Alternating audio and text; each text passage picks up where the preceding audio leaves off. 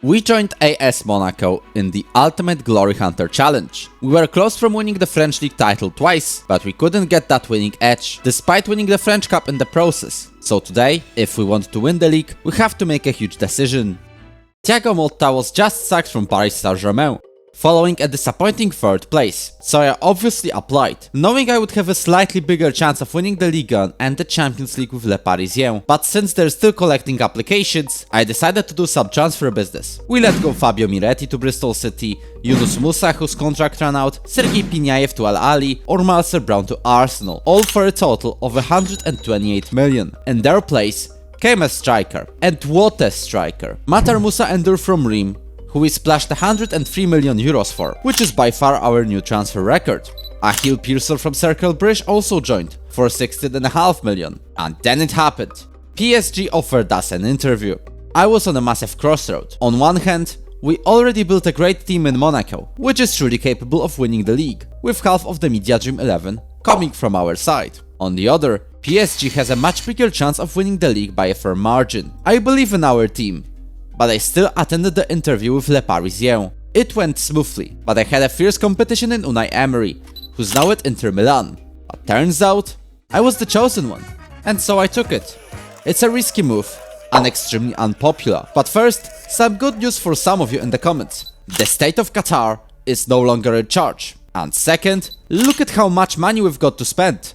It's nearly 200 million, and we've got a bunch of aging players we can convert to, you guessed it, more money. Those who helped us raise even more cash are Bradley Barcola, Hector Ford, Nuno Mendes, Xavi Simons or Anatoly Trubin. Unless we're talking about Jeremy Doku, Quinten Timber or Wojtinho. You guessed it, they're all retiring. Wojtinho at least did it after giving an assist to a centre-back Rui Silva, whose goal won Portugal the European Championship, after which Wojtinho became our assistant manager. Le Parisien have won the league in every single season of this save, apart from the last one.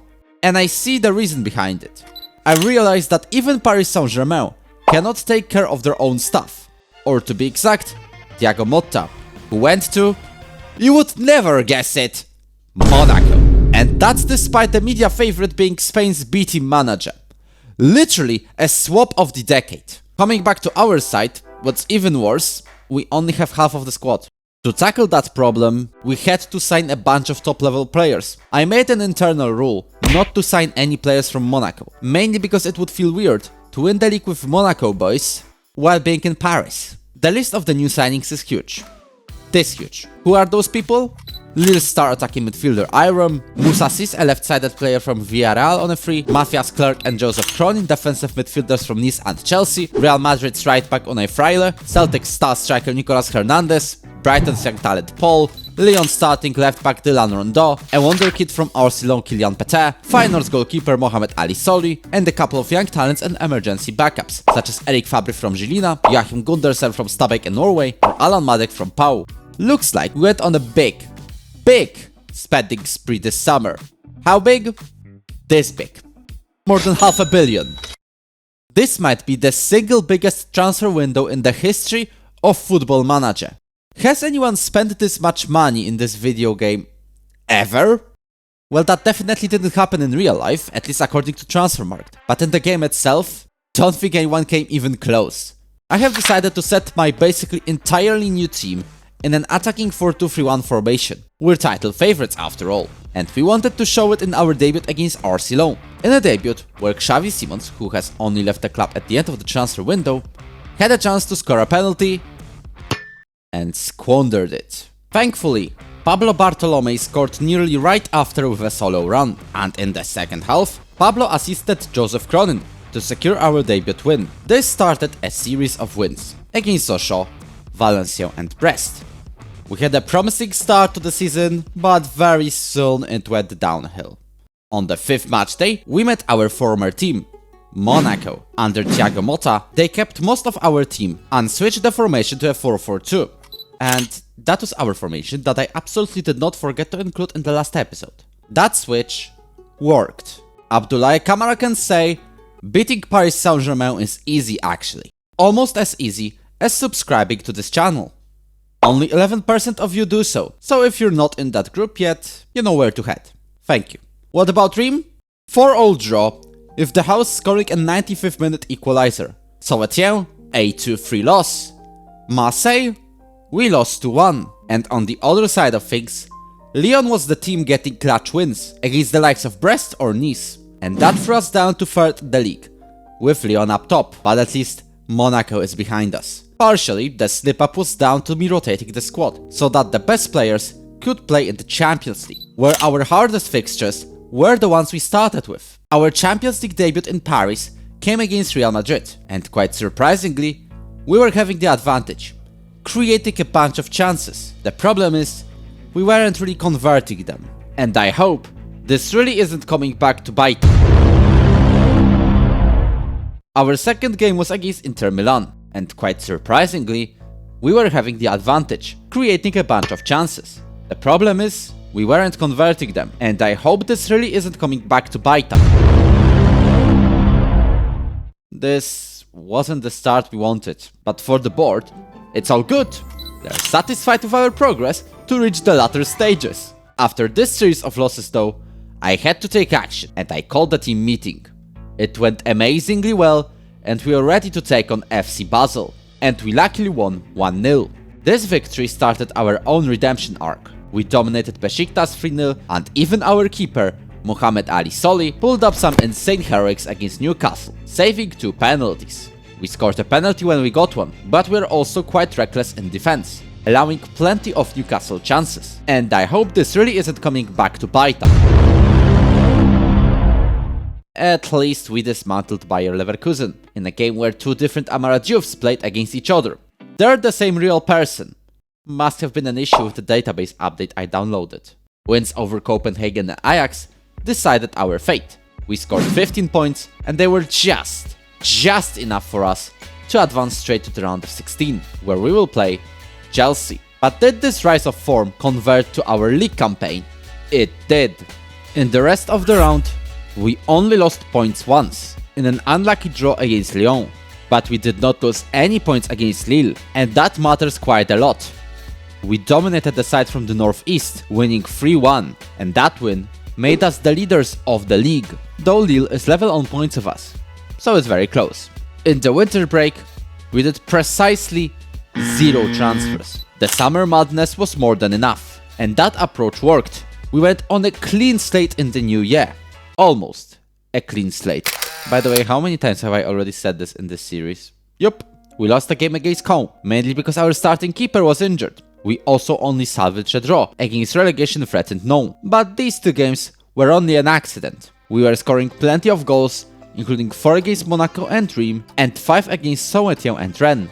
This puts us 10 points ahead of our former club, with 6 games to go, in a position where we're already having one hand on the Ligue 1 trophy. But there is one more competition we're taking part in. No, not the Champions League. We'll talk about it later. I want to talk about Coupe de France, where we went past Lyon, Lyon, 30-year Châteauroux, Caen and Montpellier to play in the final against Monaco. It wasn't the most entertaining of finals, I must say. Each team had a couple of chances, but only one would go in that day. The one created by our former team, which unfortunately won the French Cup at the end. I guess that's karma for me ditching this team in the hunt for the league title. But now, it's time for the Champions League campaign, in which the goal for Le Parisien is clear every year. Can we take the necessary steps to reach it? On the right passes to Vini, and said Vini puts the ball over the crossbar. Bartolome on the right, no offside here, can make a cross to Jean Neves. Paul gets to that ball first! Rondeau. Pass back to Clerc. Clerc finds Jean Neves. Those makes a cross, and Matis Tel gives an equalizer very late on, 87 minutes in. It's not the worst scenario. We could have been leading towards the second leg, but it's something. Tadeo on the left makes a cross. Thankfully we clear it, but only to Vinicius. He scores. Clerc actually makes the cross. We get the ball back. We recycle it. File to Gundersen. Fights for the ball against Camara. Sene cuts inside. Brilliant strike. A very dangerous margin. Vini Jr. gets past our defender, and this actually puts us in extra time. Makes a pass to Iram on the left. Can make a cross to Eric Fabry. Fabry potentially gives us the winner. The time being up, we're in the Champions League quarterfinal. The draw gave us AC Milan in the quarterfinals. It's not an English team, So I hope we will not be stopped like in the previous adventures. Paul cuts inside to Asensi, gets past 2 opponents, places it at the back of the net, and that's going great, but Milan has a corner. The bust gets to it. It's a good pass to Iram Eric Fabrik. Sene gets to it first. It's not offside. Ajic with a slide tackle, not successful one though. Paul this time. This might be a fault, and this is a red. Asensi with a chance to make a cross again. Dribbles inside. Paul with a third goal. Very solid start to this quarter-final. And we're having a throw in. João Neves passes it to Sene. We're getting closer and closer to the semi-final. Milan are already in the mud. They're losing 3 goals. I know PSG has potential to bottle matches, but it's not today. I just want you to keep these words in mind. Bermudez passes to Saputro. He equalizes very quickly, but Bermudez has a corner. And he makes a cross to Debast. Bartolome makes a cross to Asensi. The blocked shot it is. Into the area. Alagos. No way. And in the 91st minute. Don't tell me. It actually happened. It's actually happened. This, simply put, is a generational bottle. Maybe it doesn't beat a famous Barcelona comeback from 2017, but I genuinely think it's a close second. At least, we can still win the league. But the key game on the way is against Lyon, in which we started by instantly scoring. The hosts scored an equalizer, and both sides were now pretty cautious. But it all got rolling in the second half. We scored 3 goals in it, absolutely demolishing the team that tries to qualify for the Champions League. Monaco also added to Lyon's misery by winning 2-0 themselves, which stole our chances of winning the league title. In game week 30, we at least demolished Nice on our way, and they win against RC Strasbourg could give us the title without looking back. Despite an upset looming large, we stood up to the challenge and absolutely battered the team from Alsace region, confirming our Ligue 1 title, just without the trophy left just yet. We did a good job in absolutely smashing Toulouse 7-0 and lost to Lille 4-2, but we did not care at this point. After a 1-0 win over Valenciennes, we widely celebrated our Ligue 1 title. But there was supposed to be a trophy left. I can't even use the one from our Coupe de France run, because we don't have it. After the season has rounded up, normally I would resign and look for a new club. Probably in some lower level league, as you in the comment section want. But this is not the end of our adventure in Paris. Turns out, we're going to Turkey and we'll play in the Club World Cup. Our new signings, Edmar de Almeida and returnee in Xavi Simons, will not play in it though. In the group, we got Pumas de la UNAM from Mexico, who we demolished. We also got Auckland United from New Zealand, who we also demolished. And AS Monaco.